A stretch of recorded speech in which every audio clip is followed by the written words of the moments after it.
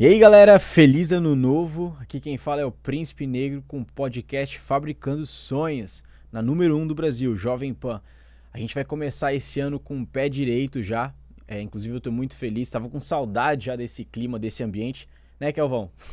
Kelvão tava com uma cara, voltou de férias, né? A gente vai estar fazendo uma entrevista hoje com um youtuber, cara, que é muito conhecido, eu particularmente sou fã, acompanho muito os vídeos dele, Caio Modesto. Hoje ele tá em São Paulo, não tá pegando essa chuvinha aqui de verão de Blumenau. E aí, Caio, como é que tá? Tudo bem? Olá, pessoal da Jovem Pan FM. Prazer em conhecer todos vocês. Também é um prazer estar aqui para falar um pouco sobre a palavra de Deus, Amém. sobre teologia e tudo aquilo que é referente à nossa vida espiritual. Aqui em São Paulo, né, é conhecido como a cidade da garoa, mas tá bem abafado aqui, bem abafado, e eu espero que caia um pouquinho de chuva como tá chovendo aí, né? Então, é bom conhecer vocês assim virtualmente e que esse programa seja uma bênção, né? Vai ser, amém. Amém, Caio. Só toma cuidado com o que você tá pedindo, hein? Aqui quando chove, não chove pouco não, viu? É um pé da, um pé da água, irmão. Mas aqui em São Paulo, você sabe, quando chove, carro vira navio, né? E por aí vai, né? A gente vê, a gente vê na televisão, inclusive. É, Ah, mas aqui em é São bom, Paulo é difícil, é difícil. aquela chuvinha de verão é bom. Caio, tu falou ali sobre até as pautas, né, que você carrega, que é a palavra de Deus, o evangelho de Cristo, né, a teologia. Hoje você é um cara que no YouTube aí já soma mais de 1,5 milhão de inscritos falando sobre Jesus. O canal Pregando as Escrituras, é isso mesmo? Isso, isso. O nosso canal é um canal apologético, né? Ou seja, em defesa da fé. Como que Hum, nós trabalhamos o nosso canal? É mais ou menos assim, a gente procura conteúdos contemporâneos, né, que estão aí em voga no mundo, e a gente transforma aquele conteúdo em um conteúdo apologético, ou seja, uma pessoa foi na internet e falou, por exemplo, que o casamento entre pessoas do mesmo sexo é aceitável diante de Deus. A gente pega essa polêmica e a gente transforma essa polêmica em um conteúdo bíblico, porque trazer só informação, fazer muita espuma e não lavar nada não adianta. Então, a gente traz o conteúdo, mas a gente também fala sobre a Bíblia, porque o canal é pregando as Escrituras. Então, quando as pessoas estão atrás de um conteúdo, olha, aconteceu tal coisa. Se você for no meu canal, provavelmente você vai encontrar eu falando sobre esse assunto. Entretanto, eu não fico apenas no achismo, eu acho, isso ou aquilo, não. É o que a Bíblia diz. E daí sim eu consigo fazer aí uma linha, né, de pensamento, raciocínio para conseguir solucionar aquele problema. Não é somente apontar o problema, mas também trazer uma solução a partir da Bíblia. Então, basicamente, é isso que o nosso canal tem como objetivo: defender a fé e trazer esses assuntos contemporâneos de uma forma bíblica para que as pessoas entendam que a Bíblia é uma coisa séria e que a vida cristã é uma coisa séria. Por isso que qualquer assunto que acontecer no dia a dia e as pessoas querem saber uma resposta bíblica, é exatamente isso que a gente vai fazer. A gente vai trazer essa resposta bíblica a partir daquilo que nós temos como regra e prática de fé, que é a nossa Bíblia, né? palavra de Deus. E quando você sentiu a necessidade de criar um canal com esse tipo de conteúdo, né? Visto que hoje a gente tem muito canal que trazem essas notícias, né? Outras pessoas que já fazem isso. Mas o que você sentiu?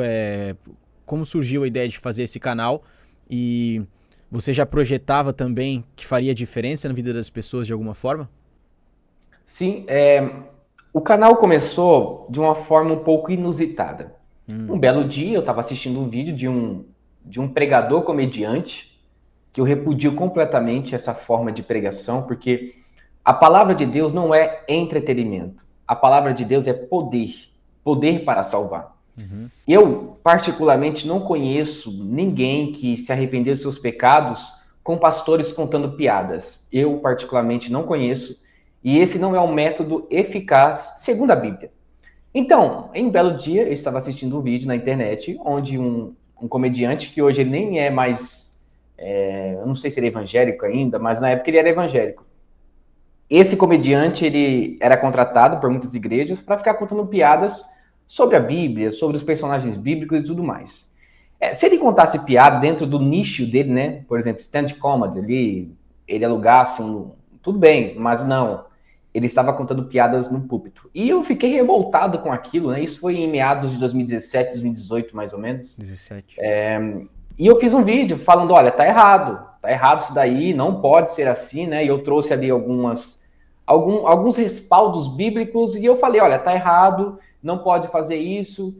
Aí eu acho que em 2 semanas o vídeo pegou 200 mil visualizações, em 2017, 2018 era muita coisa, né, na época, né? Hoje não, hoje as pessoas gravam qualquer tipo de vídeo aí, falando qualquer coisa, chega a 1 milhão tranquilamente. Mas na época não, na época deu um trabalho e a gente conseguiu fazer com que esse vídeo chegasse a tantas pessoas, né? E depois daquele tempo ali, as pessoas começaram a gostar do meu conteúdo, dizendo para mim falar sobre esses problemas da igreja, né? Comediante na igreja, teatro na igreja, mas essas coisas que, para nós que somos reformados, não é muito comum durante os cultos, né? Talvez algumas pessoas digam, não, Caio, mas você é muito radical quando você fala que não pode isso ou não pode aquilo. É aquilo que eu sempre falo, eu tenho como respaldo a Bíblia. Se eu estiver errado, a Bíblia vai dizer que eu estou errado. Então, quando eu comecei a fazer aqueles vídeos, eu falei, opa, isso aqui está errado. Não porque eu simplesmente achava errado. É porque eu lia minha Bíblia e eu falava, isso aqui não está na Bíblia. Jesus nunca ensinou isso. Os pais da igreja nunca ensinou isso. Por que esse rapaz está fazendo? Aí eu fiquei indignado, fiz um vídeo. Esse vídeo chegou aí a muitas pessoas. Depois eu só fiz vídeos assim, apologéticos, né? Em defesa da fé, falando contra a teologia coaching, falando contra comediantes gospel, lembrando que não é contra as pessoas, mas é contra o trabalho dessas pessoas que elas fazem na igreja usando a palavra de Deus. Esse sempre foi o grande problema. E daí em diante, o nosso canal só foi nessa linha aí, tá? Falando contra falsos profetas, mercenários da fé, e também, né, não é somente falar sobre essas coisas, mas também é trazer um conteúdo bíblico, porque hoje em dia tem uma escassez, assim, absurda de teologia em nosso meio. As pessoas ouvem de outras pessoas, são doutrinadas a partir da oratória, mas elas não leem muito. Então, nosso canal tem esse objetivo, de trazer a mensagem do Evangelho, trazer a palavra de Deus e expor esses problemas e trazer uma solução. Não é somente apontar, mas é também trazer uma solução para esses problemas. Então, basicamente, foi assim que o nosso canal começou e hoje nós já alcançamos, graças a Deus, mais de 163 milhões de pessoas em todo o mundo. Já alcançamos mais de 100 países. E às vezes eu fico assustado com o alcance que teve, porque é um canal apologético. Um canal apologético ninguém quer assistir. Né? Normalmente eles querem assistir um canal que tem mensagem poderosa, de que você é o centro de Deus, que você é aquilo, oi meu lindo, oi minha linda. Essas coisas meio entretenimento, meio programa de SBT, sabe? Gospel, as pessoas gostam, mas canal apologético é um pouco difícil. Mas graças ao nosso bom Deus, nós estamos aqui. Eu acho que isso tem muito a ver, claro que nós somos usados pelo Senhor para fazer a obra dele, e tu está sendo usado pelo Senhor para fazer a obra também, com os dons que ele te deu. Só que as pessoas na internet, elas olham muito a sinceridade. E quando eu vi o teu vídeo pela primeira vez, eu consegui ver uma pessoa de verdade falando uma opinião sincera sobre o que ela achava. Até na forma de se expressar. Às vezes, tu vai em outro canal, é meio que um teatro, assim, sabe? Tu vê que a pessoa tá fazendo só pelo like, que ela quer usar um assunto pra lacrar, mas quando a gente quer trazer esclarecimento pras pessoas, o público consegue sentir isso, sabe? Aí cria uma conexão.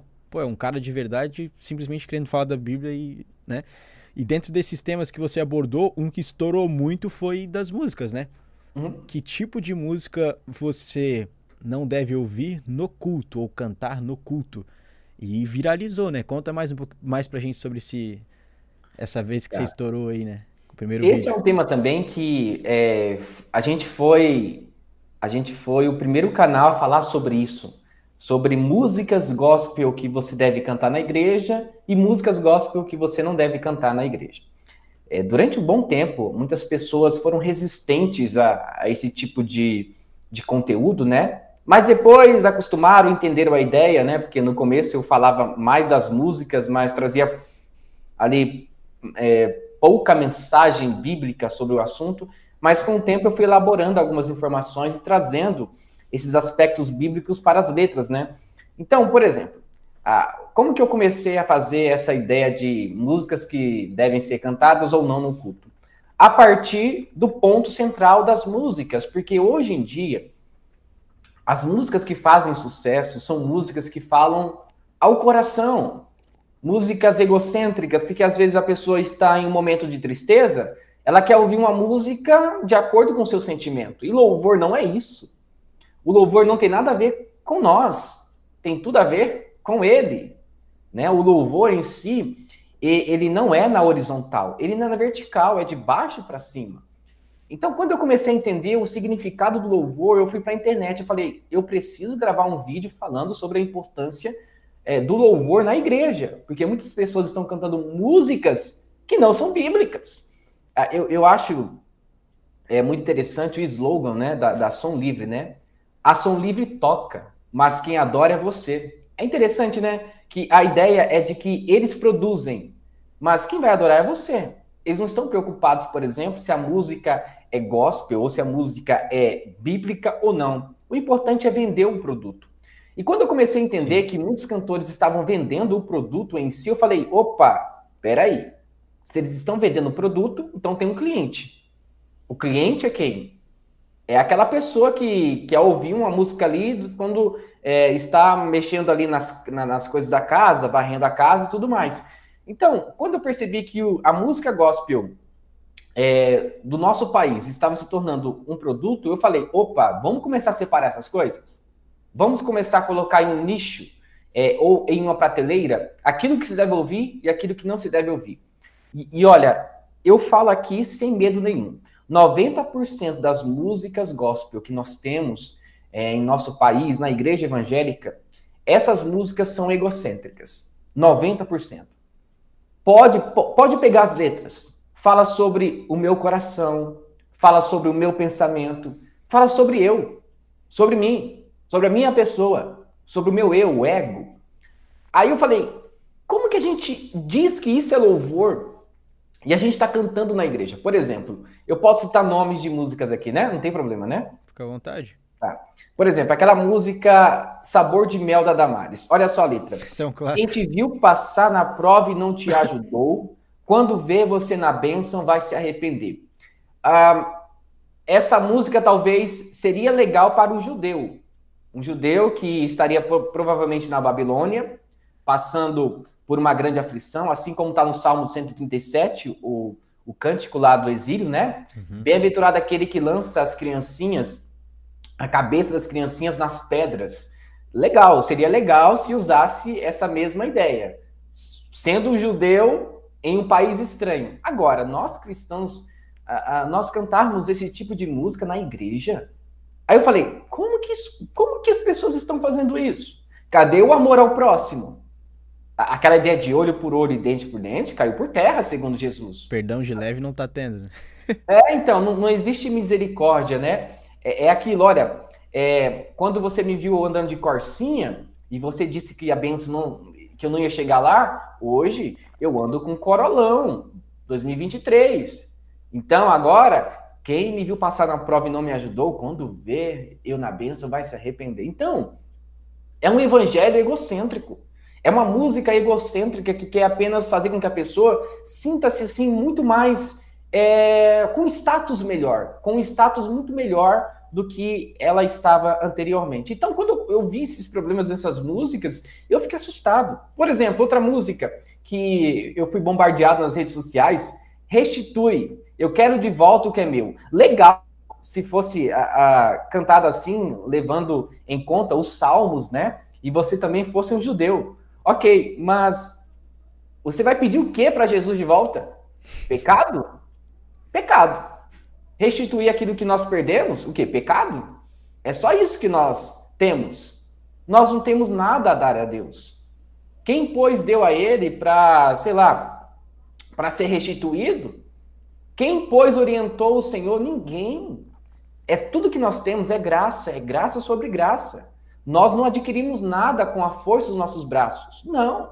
É graça. Restituir o quê? Tem outras músicas, né? Vai lá e pega quem falou da minha vida, avisa que eu estou de pé.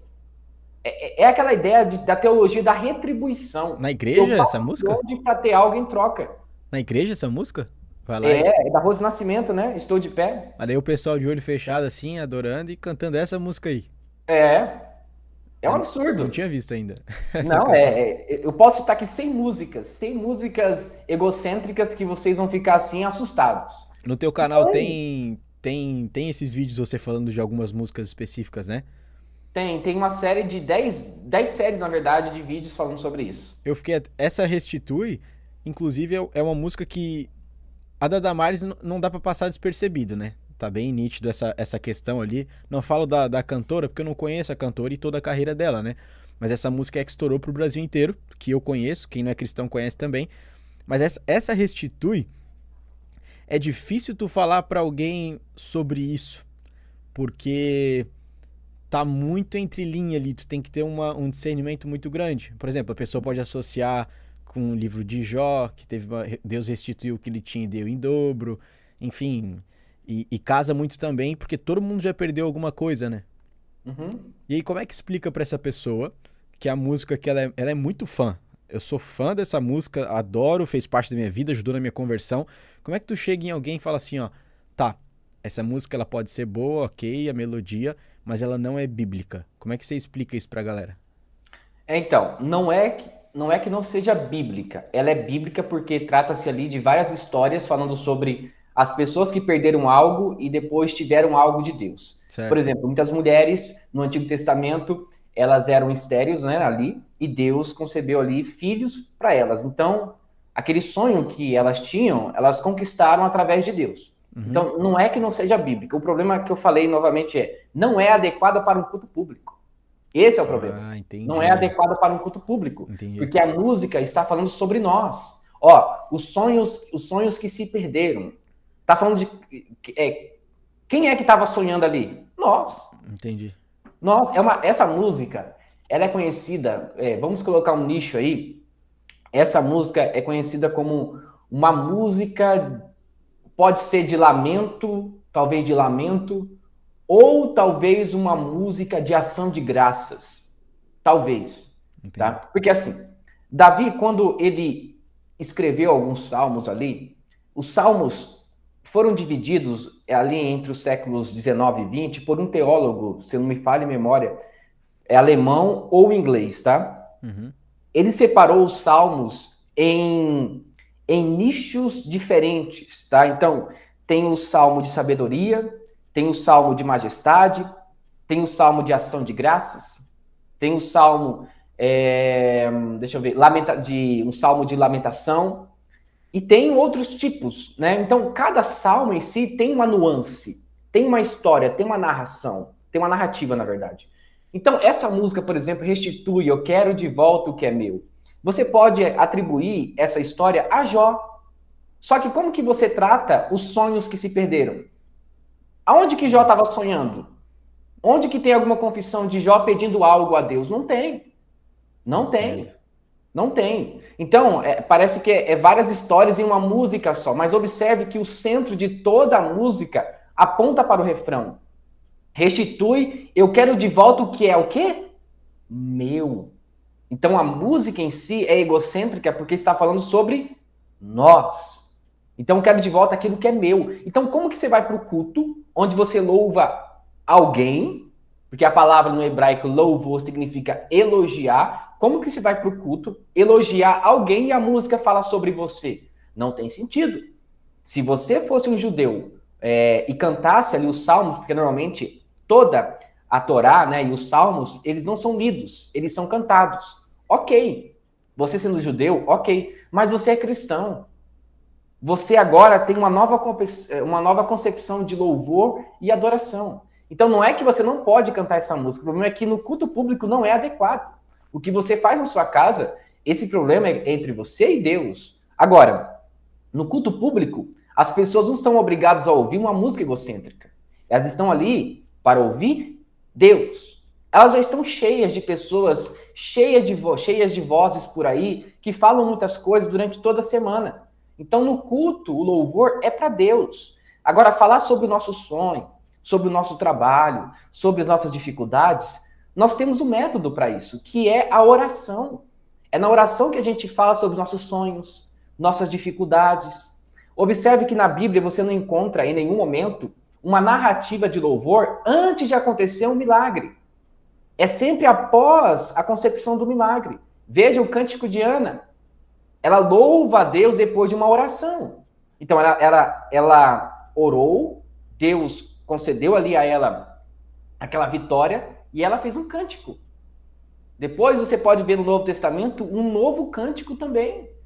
Então, a mãe ali de João Batista louvando a Deus por tudo e tudo mais, né? Maria também depois tem um pouco sobre isso. Tem outros personagens da Bíblia também que fazem isso, né? Então, sempre quando tinha louvor, era após a vitória ou um milagre que Deus fazia. Voltando no Êxodo ainda, quando Deus envia ali Moisés para libertar o povo do Egito, o interessante é que quando o Egito é derrotado, ou Ramsés, naquela época, o faraó, né?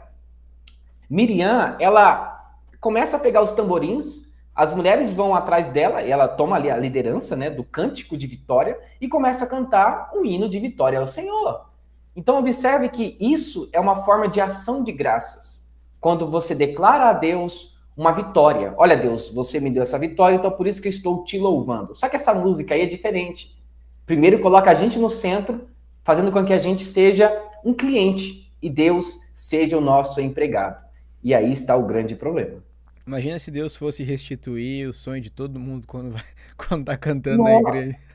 Não. E sabe o que é o problema? Eu vou falar uma coisa pra você, tá? Não que eu não gosto de sonhos, tá? Inclusive é Fabricando Sonhos o nome do podcast. Ah, sim. Só que a gente falando do contexto de ser no culto e de adoração.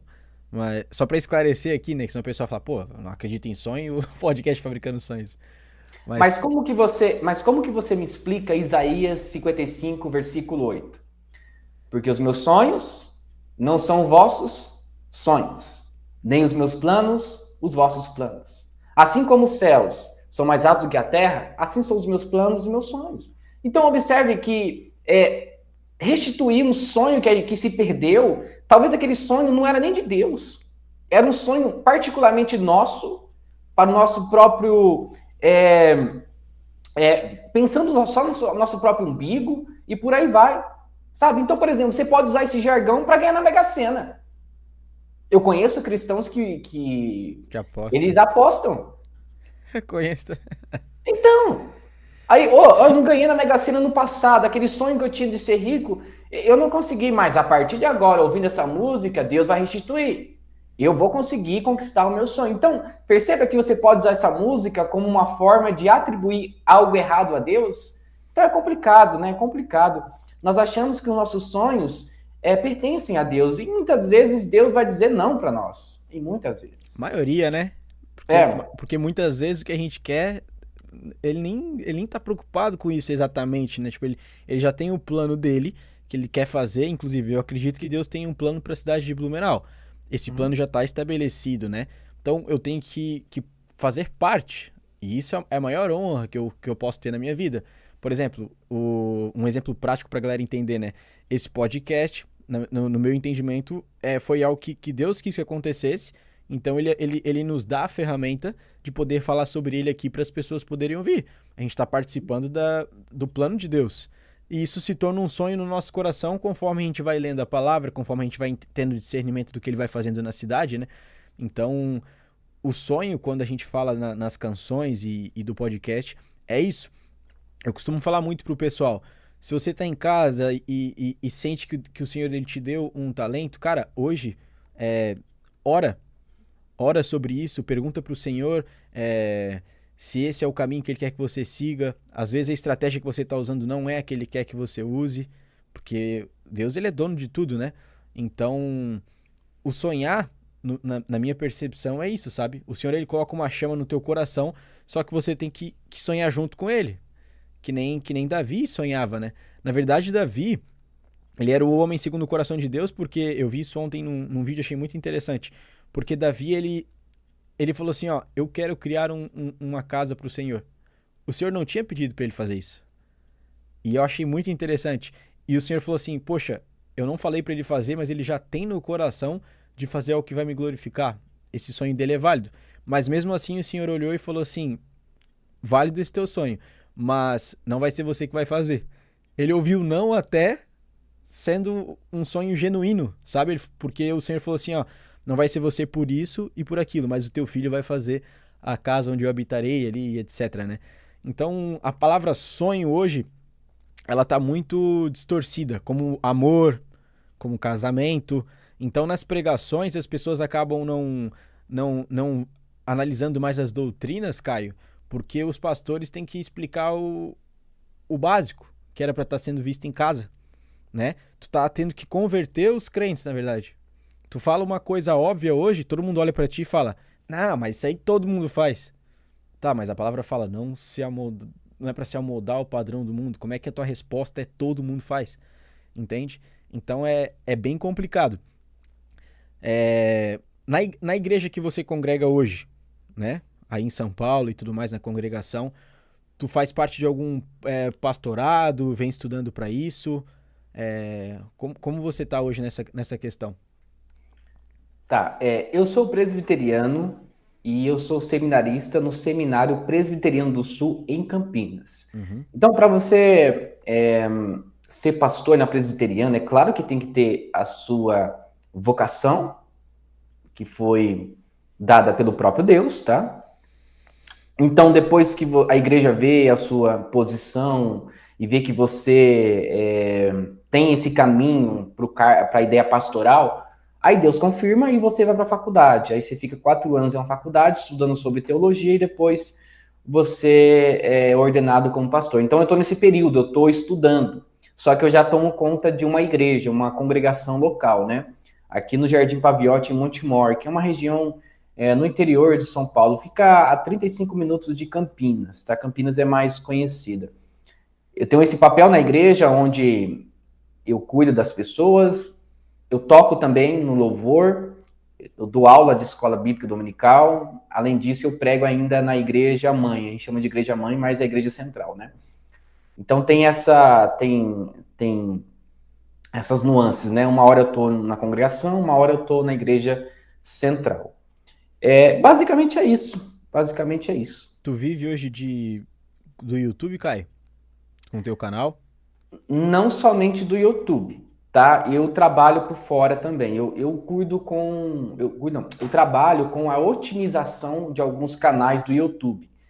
Então tem alguns canais no YouTube que são bem grandes, inclusive, que eu faço o trabalho de thumbnail, né? Que é a capa, as tags que são ali, são as palavras de autoprocura no YouTube, né?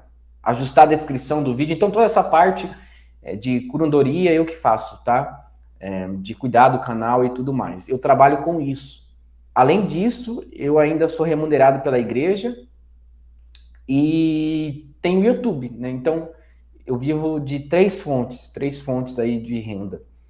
Graças a Deus, Deus tem sustentado as nossas vidas, né? Eu falo nossas vidas porque tem minha esposa também, e agora tá vindo aí um grande pecador, né? Que é meu filho, Paulo, né? O pior dos pecadores.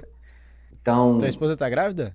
tá grávida, tá de 7 meses. Que isso, parabéns, irmão. Amém. Eu relutei pra minha esposa colocar o nome do meu filho de Caio Júnior, ela não quis. Eu falo pra Ana direto que o nome do meu filho vai ser Leonardo Júnior. Ela não deixa, eu não sei por que elas não querem. Também não sei. Caio Modesto Júnior, que beleza. Também não sei. Vamos orar sobre isso aí, Caio, vai que... Vamos subir no monte. Vamos enterrar aí alguns jarros aí de azeite pra ver se dá certo. Ó, gente, antes que tem muita gente que segue a gente aqui que ainda não é cristão, né? Então a gente sempre esclarece todos os pontos. Quando o Caio falou ali, ó, sou remunerado pela igreja local que hoje eu congrego, e na Bíblia não tem isso aí, tem sim, tá? Inclusive, Paulo, ele ia para muitas igrejas onde ele era remunerado. Ele prestava um serviço no qual ele dedicava a vida dele naquilo. Então ele recebia esse suporte da igreja para poder estar fazendo o trabalho, né? Afinal, pessoal, quem canta, quem prega, precisa comer, precisa sustentar a casa, tem o filhinho, comprar fralda, como todo mundo, né? Diferentemente, a presbiteriana tem uma forma diferente de tratar os pastores. Como funciona? Os pastores trabalham em período integral, tá? Os pastores normalmente que estão na liderança da igreja, e tem o pastor auxiliar. O pastor auxiliar, ele faz visitas e tudo mais. Agora, o pastor que trabalha em período integral, ele vive somente para a igreja. Então, o pastor em si é um funcionário da Igreja Presbiteriana do Brasil. Ah, tá acontecendo alguma coisa de madrugada e tem que ali expulsar um demônio, ou sei lá, qualquer coisa do tipo dessa área espiritual. Ele tem que ir lá. De Porque leve. ele está fazendo um trabalho para a igreja e também ele está exercendo a sua vocação. Então imagina só, um pastor que ele trabalha em período integral todos os dias, como que ele vai trabalhar por fora? Não tem como. É muito difícil. É por isso que hoje em dia nós temos aí pastores que trabalham fora, mas não tem ali preparo para trazer uma palavra bíblica. É por isso que muitas pessoas estão comendo palha em vez de grama, estão sendo mal alimentadas. Eu creio que muitas igrejas não vão conseguir, infelizmente, sustentar um pastor. Às vezes é uma congregação pequena. E realmente, nesse caso aí, é certo o pastor trabalhar, porque daí ele não vai conseguir, né, ter a sua receita no final do mês.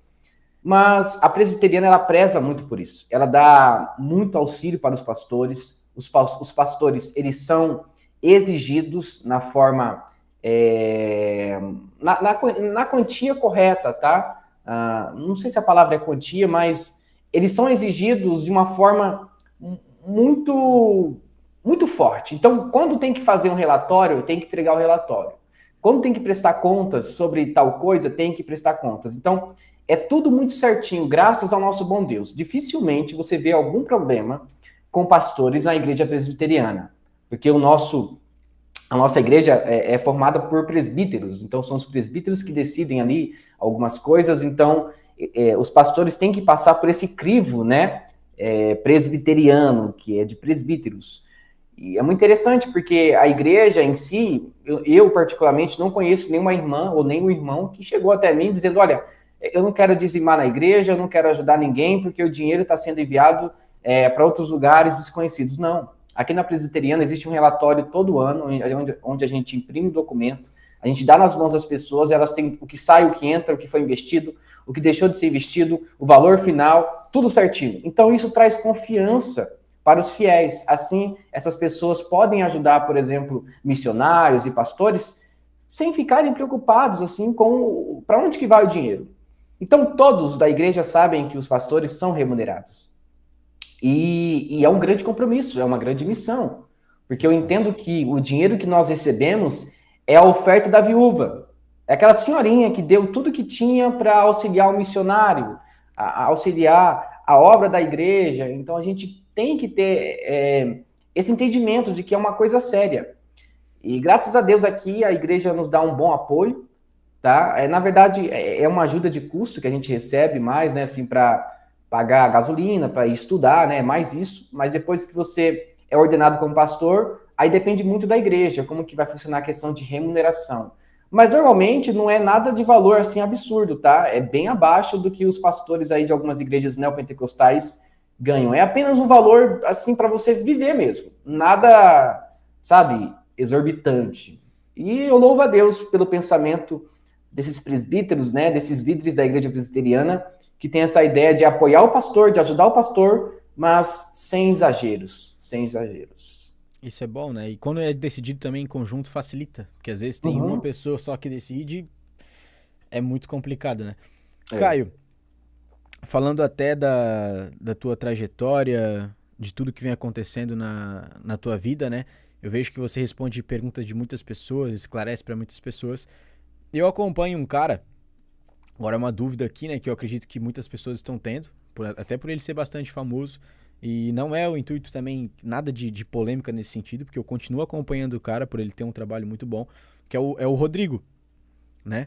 Pô, esse cara ele representou muito bem o nosso país, mundialmente falando, fez descobertas incríveis, né?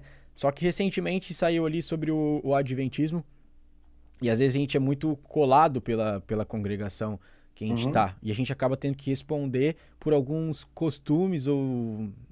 Vou te dizer que palavra que eu posso usar pra isso. Mas tu é cobrado por isso. E ele tá sendo muito cobrado por essa questão. E é algo que eu não sei se ele fala tanto sobre isso nas entrevistas que ele vai, né? Ou nas pregações. Eu vejo ele falando mais sobre Bíblia, sobre história, enfim. Como você vê essa questão que está sendo pautada na internet, o adventismo ali, o Rodrigo, e para as pessoas que estão em casa e provavelmente viram alguma coisa também, né? Porque tá todo mundo falando sobre isso agora. Tá, o Rodrigo Silva, ele não é pastor, ele é um arqueólogo e teólogo da Igreja Adventista, ele também é professor. Inclusive, aqui abaixo, né, eu moro aqui em um prédio, apartamento 11º andar, então é bem alto, e no meu quintal é a UNASP, que é a Universidade Adventista, e ele vem sempre dar aula aqui. E eu tenho o máximo respeito por ele como arqueólogo, tá? Inclusive eu tenho alguns livros dele aqui em casa. Eu amo arqueologia, eu amo história. É massa. Sem história não existe arqueologia e sem arqueologia não existe história, porque tudo vem através daquilo que nós pegamos, aquilo que é tangível, né? Então, como que nós sabemos que aconteceu uma história? Porque um artefato foi descoberto em tal ano. E por aí vai. Então, ele é um ótimo arqueólogo. Porém, como teólogo, essa é a minha opinião, deixa muito a desejar. Eu creio que isso é muito viés. Muito viés. Eu assisti um vídeo dele sobre Ellen White. Perguntaram a ele sobre Ellen White. Ellen White é confiável? E ele respondeu segundo o pensamento dele adventista, né? Ele disse que sim, porque é a profetisa deles. E recentemente, se não me falha a memória, eu acho que saiu uma postagem aí no Instagram com o André Valadão, da Igreja Lagoinha, se salvo engano, tá? Ele fez um post. Isso, né? E o problema ali foi a questão de ser uma seita ou não. Teve uma acusação de um lado e depois teve uma acusação de um outro lado. Então, no final, ninguém expôs quase nada. Mas, enfim, o Rodrigo Silva, para mim, ele é o maior... não sei se é essa palavra, mas ele é o líder carismático, eu vou dizer carismático não na questão pentecostal, carismático de falar, tá? No seu comportamento. É o líder carismático mais conhecido no Brasil hoje, tá? Em formato de podcasts, de programas. Por quê? Ele foi no Flow Podcast, ele foi em outros podcasts famosos aí, então ele é bem conhecido. Sim. Só que eu sempre pego no pé o seguinte, o Rodrigo Silva, ele não se posiciona em algumas áreas doutrinárias. E esse é um problema. Porque se você omite aquilo que você acredita de uma forma teológica, você pode criar ruído dos seus seguidores. Então, por exemplo, quando você fala sobre o adventismo, ele começa a usar outras histórias e outros exemplos para tentar justificar a seita do adventismo.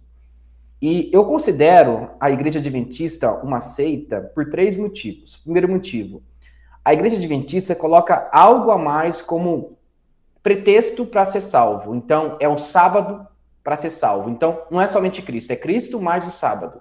Então, esse é o primeiro ponto. O segundo ponto é que a Igreja Adventista tem um outro escrito que é tão importante quanto a Bíblia, mesmo que eles não falem isso, tá? Que são os escritos da Ellen G. White, uma das fundadoras, não foi a fundadora, uma das fundadoras do Adventismo. Sim. E a terceira coisa, a Igreja Adventista em si, eu chamo ela de seita porque, para ela, todas as igrejas evangélicas fazem parte da Babilônia e somente ela é a igreja remanescente. Eita. E uma das características de uma seita é quando ela diz, por exemplo, que somente ela é salva. É claro que no Grande Conflito, que é aquele livro conhecido, sabe, que os missionários adventistas entregam aí nas ruas, Ellen White diz que existe salvação em outras igrejas. Só que ela diz lá, por exemplo, que aquele que guarda o sábado, ou a igreja que guarda o sábado, faz parte da Babilônia descrita em Apocalipse. Então, ou seja, Babilônia não é algo bom na Bíblia, porque Babilônia remete à escravidão, remete a algo ruim, assim como o Egito. Então, o Adventismo é uma seita por causa desses aspectos. Eu poderia aqui ponderar outras informações, mas não vem o caso. Eu acho que essas informações já são suficientes. Então, o Rodrigo Silva, quando a gente pergunta alguma coisa para ele, inclusive, eu já mandei mensagens no direct e também para o Leandro Quadros, que é conhecido, para fazer um debate sobre, por exemplo, o adventismo, né, para eles defenderem a ideia deles, e eles não respondem, eles fogem de debate, porque eles sabem exatamente aquilo que a gente vai perguntar. E o Rodrigo Silva, ele passa pano na Ellen White, né, nas ideias da Ellen White, na verdade, porque ele é um adventista. Então, como que você vai bater na sua profetisa, que é uma das cofundadoras da sua igreja? Então, é complicado. Só que ele, muitas vezes, já disse que não concorda com algumas coisas que a Ellen White diz por aí. E esse foi um grande problema que aconteceu com o André Valadão. Que o André Valadão, ele postou algumas postagens no Instagram, falando sobre alguns aspectos que diziam, por exemplo, que adventista era uma seita. E ele colocou algumas passagens ali dos livros ou escritos da Ellen G. White. E para você que está com dúvida sobre o adventismo, depois você pode procurar na Play Store ou em outra plataforma de baixar aí programas,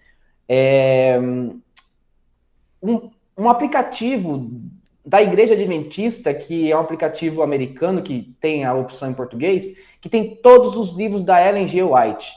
Tá? Então você pode ler.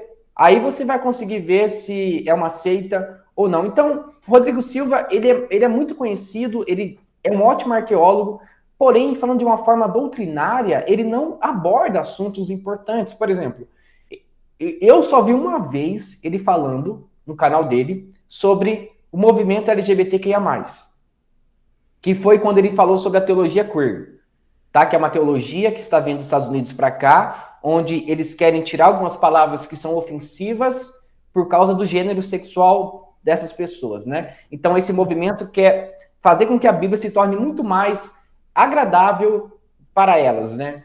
Então, ele falou somente sobre esse assunto, dos mais polêmicos. Agora ele está aí refutando algumas ideias, né? Porque muita gente ataca o adventismo e daí eles estão se defendendo. Porque, infelizmente, né? Muitas pessoas estão participando de uma seita e não sabem. E o adventismo está perdendo muita força durante muitos anos. Inclusive, o adventismo está perdendo muita força. A igreja CCB também está perdendo muita força. E o catolicismo também está caindo. E outras vertentes estão crescendo. Inclusive, o número de evangélicos, se não me falha a memória, já superou o número de católicos em nosso país. Então, está crescendo muito. Foi esse boom da internet. Então, eu acho que é isso, tá? Eu acho que o Rodrigo Silva tem muito mais coisas boas do que ruins, né? Se eu fosse pontuar aqui algumas coisas ruins de pensamento deles, seriam coisas mínimas. Mas, aquela coisa, né? Ele participa de uma seita e toda seita é perigosa. A seita é como um veneno que é colocado no seu copo um pouquinho, e no final você acaba morrendo ou vomitando, um dos dois. Tem como ser salvo participando de uma seita sem saber que faz parte dela? Eu digo o seguinte, quando uma pessoa entende o que é o evangelho, e quando ela descobre que ela é salva, ela não fica na seita, ela sai da seita. Porque o Espírito Santo convence o homem do pecado e do juízo de Deus. O Espírito Santo nos convence de doutrinas erradas. Então, eu não sei como que uma pessoa pode ser salva participando de uma seita. Normalmente, ela sai da seita. Quando ela descobre que aquela igreja é uma seita, ela sai de lá. Entretanto, não conhecemos o pensamento de Deus. Não conhecemos a vontade de Deus. Não sabemos quem ele vai salvar ou não vai salvar. Tá? Então, eu creio que pessoas podem ser salvas ali, sim. Mas Deus vai abrir os olhos dessas pessoas. Tá? Deus vai abrir os olhos dessas pessoas e elas vão procurar uma igreja bíblica. Mas sim, eu creio que sim. Porque Deus, ele trabalha de formas que nós não conhecemos. Tá bom? Agora, continuar no erro já é burrice, né? Continuar no erro é burrice, porque o Espírito Santo nos convence. E quando o Espírito Santo nos convence, não há nada que possa fazer, nada que possa resistir. É ele que convence. Sim. É a ideia do chamado eficaz, é a ideia do agir do Espírito Santo que arde como fogo dentro de nós, que nós não conseguimos controlar. E muitas pessoas estão abrindo os olhos, tá? Para essas igrejas que são seitas, como os mormons, as Testemunhas de Jeová, os adventistas, né? Muitas pessoas estão abrindo os olhos. Mas eu acho que é isso. Caio, muitas pessoas falam assim, o Caio vai lá, ele só critica, só pega no pé, não tem um comentário bom. Você até postou nos stories esses dias, né? Que a pessoa veio criticar um vídeo seu. Vamos olhar então, a gente tem, Kelvin, quantos minutos? 4 minutinhos. Pra gente estar encerrando, a gente achar o ponto principal, o melhor ponto da igreja brasileira hoje, na sua análise, né? Porque a gente fala assim, o pessoal pode até pensar, pô, mas eles deviam tudo se unir. Não é que a gente não é unido, que a gente tem que esclarecer o que é bíblico e o que não é bíblico para as pessoas que ainda não conheceram Jesus conhecerem da maneira correta, né? E os que estão, de fato, serem libertos, né? Mas falando um ponto positivo da igreja brasileira, então, para a gente estar encerrando esse podcast, inclusive eu agradeço já a tua participação desde já, que o Jesus continue abençoando seu ministério e você vai vir aqui ainda pessoalmente, tá? Amém, Tem vai. muita coisa pra gente conversar. Mas fica esse final aí pra você, então, falar da igreja brasileira e o ponto positivo. Tá, o ponto positivo da igreja brasileira é o seguinte, o brasileiro, ele é fervoroso nessa ideia de contato. Então, a igreja brasileira cresceu no ID, fazer missões. Se você for, por exemplo, no centro da sua cidade, tudo bem que é uma seita, mas você vai ver lá, por exemplo, um adventista levando os livros da Ellen White. Ou você vai ver ali os TJ parado ali com um carrinho cheio de livros ali. Ou se você for para o meio ali do centro, você vai ver alguém gritando, pregando ali o evangelho do meio pentecostal. Então, você vê essa expansão da igreja brasileira em todo o Brasil. Sim. Agora, esse crescimento tem que ser um crescimento bíblico. Não é apenas falar sobre alguém, é falar o que esse alguém faz. Jesus convence o homem do pecado. Jesus é quem salva.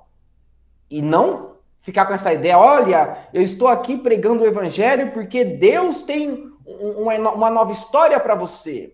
Estou aqui pregando o evangelho porque Deus tem aqui um projeto de vida para você. Não é isso.